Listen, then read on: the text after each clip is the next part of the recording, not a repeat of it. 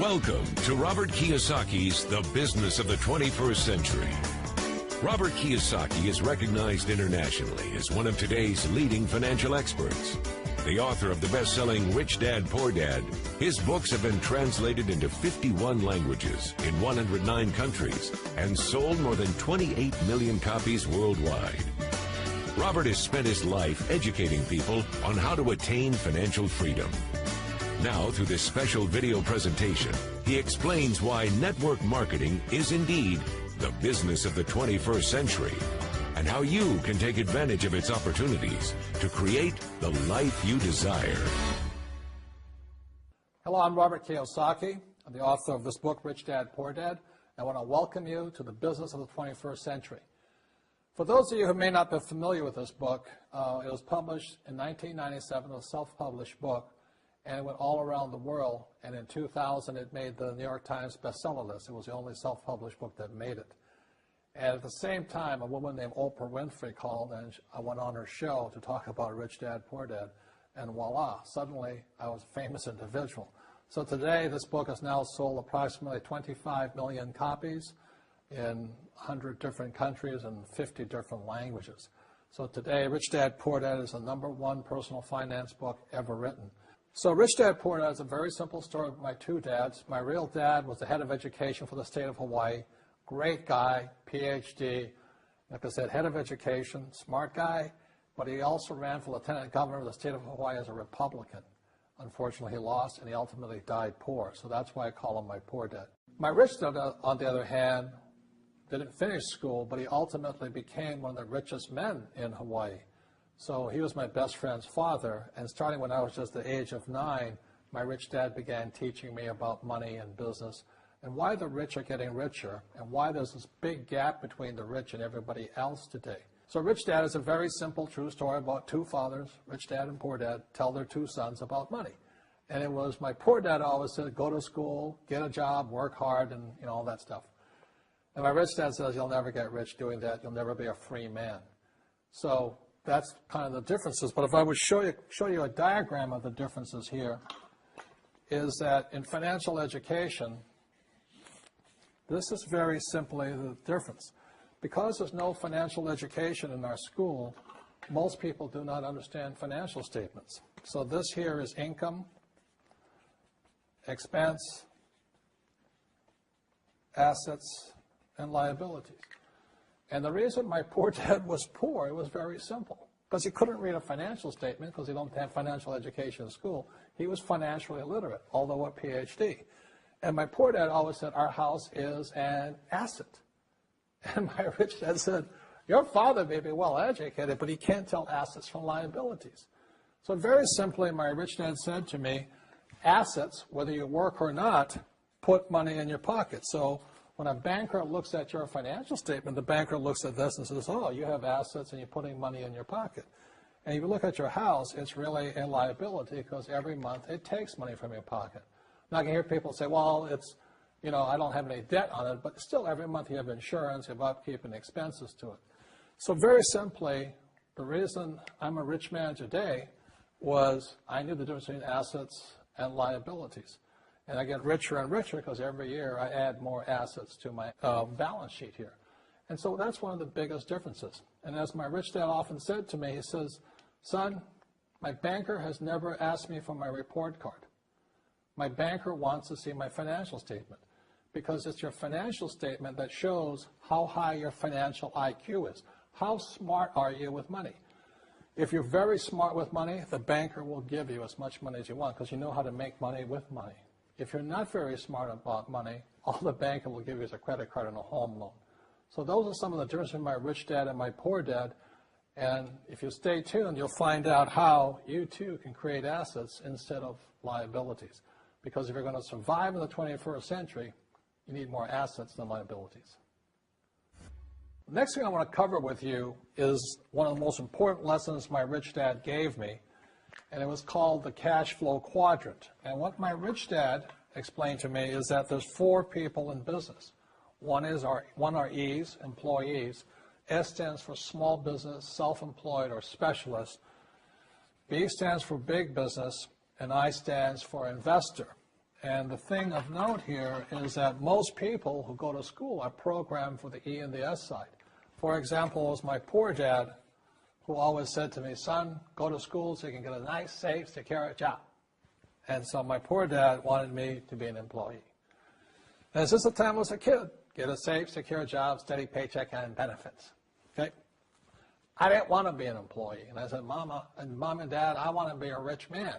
And I fight with my dad. So my mother finally said, son, if you want to be rich, my mother was a registered nurse. And she said, if you want to be rich, the richest people I know are doctors. So my mom wanted me to come over here, be a specialist or a small business person. I said, there's only one problem with that, Mom. Doctors are really smart. And she says, you got a good point there. I'm not going to be a doctor. So I went to school. I have a Bachelor of Science degree. I can drive ships and I can fly planes. I flew for the Marine Corps. But I've never used any of that education because I wanted to become a business owner. So it was my rich dad who basically said to me, become a business owner and learn to be a professional investor.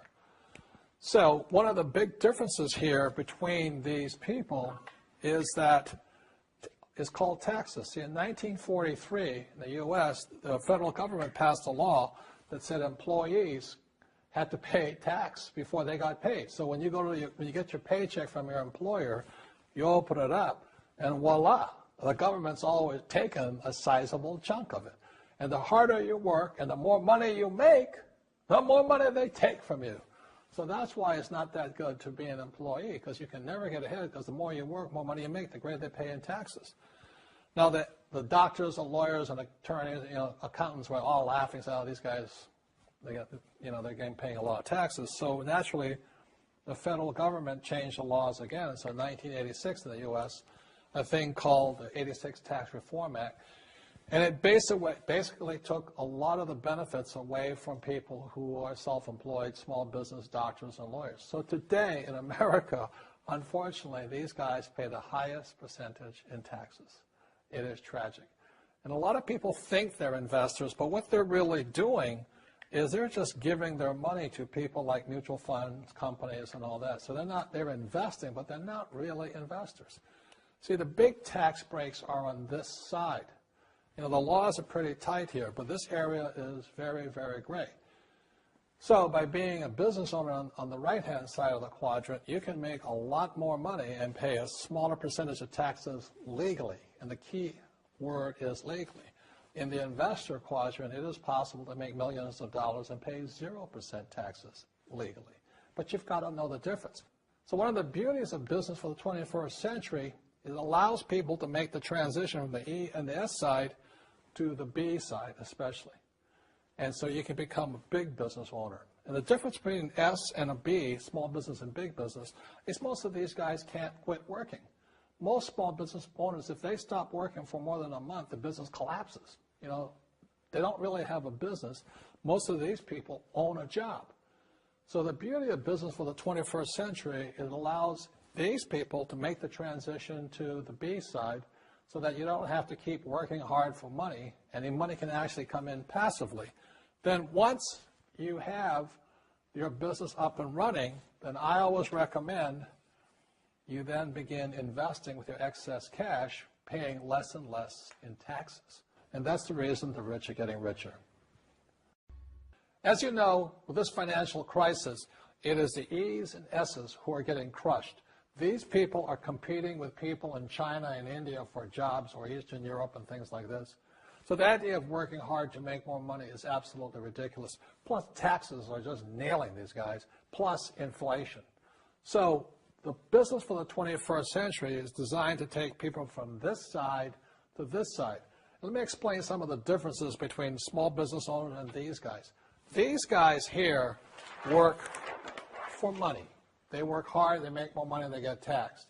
And the difference between the B quadrant people and I quadrant people is they build assets. So, rule number one is entrepreneurs make things happen, but they make different things happen. Instead of working for money, they work hard to build assets. So point two, it takes courage to be on the B and the I side. See, these guys here want a steady paycheck. They want to get paid today. But the big difference and why it takes courage is these guys, it takes time to build an asset. But most importantly, point three for true entrepreneurs who build assets, it'll bring freedom. Now, one of the problems with this area, as you know, it takes capital. In other words, it takes a lot of money to buy some of these apartment buildings, to build a business and things like this. But there is a way. There is a way to do it with very little capital, and that's what I'm here to talk to you about. It's about a business for the 21st century. As an entrepreneur, I have built many businesses from scratch, and as some of you know, a lot of them crashed also. Statistics show that most new businesses fail within the first 5 years, 90% in fact. And of the 10% that survive, the remaining 10% crash in the second 5 years. So in other words, most are gone in 10 years. So I've looked at many different models, and one that stands out for me is network marketing. And the reason for that, it takes very little upfront cash. It is low overhead. You can do it part-time. I mean, keep your daytime job, but do this part-time. And once the business is up and running, it can generate enough income so that you can move from the left side to the right side of the quadrant. So let me tell you about my introduction to network marketing, because I had a very closed mind to it. Since I can build my own businesses, I said, why do I need a network marketing business? But about 15 years ago, I have a good friend, his name is Bill, and this guy is the best real estate investor I know. He has tons of assets in here. So I said, Bill, why did you start a network marketing business? And his answer was very simple. He says, it's my way of helping people. But more importantly, he says, the reason most people can't invest in real estate is because they don't have a business. They don't make enough money simply because taxes, debt, inflation, and retirement savings are killing them. They cannot even invest. So my friend Bill, who was a professional real estate entrepreneur, he says, I started a network marketing business so the people that worked with me could start their own business and then invest money with him. So with that, I realized then that network marketing wasn't about making money, but it was about helping people to help other people make money so they become financially free. So the beauty of network marketing, I said, like it's very low entry point, doesn't take much money, you can do it part-time. And where you profit is in most big corporations is they spend millions, sometimes billions of dollars in advertising. So rather than give that money to advertisers, network marketing depends on building a network. It's called word of mouth, like you recommend a movie to a best friend. So really, the reason I support network marketing, because it's not about selling. It's about people helping people build assets in the asset columns, becoming business owners, and then becoming investors, rather than going through all of this here, which most E's and S's go through.